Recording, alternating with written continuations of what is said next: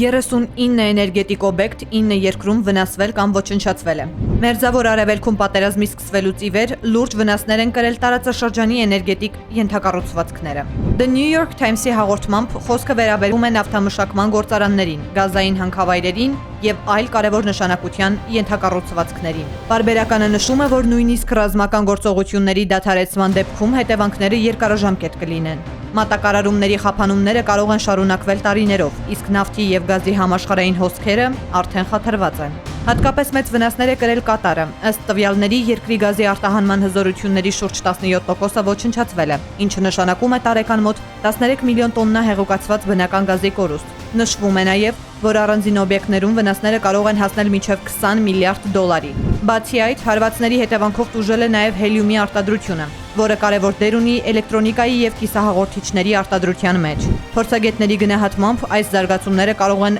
լուրջ ազդեցություն ունենալ ոչ միայն տարածաշրջանի, այլև համաշխարհային էներգետիկ շուկաների վրա։ Բաժանորդագրվեք Արմատ մեդիայի ալիքներին YouTube-ում, Facebook-ում, Instagram-ում եւ Telegram-ում։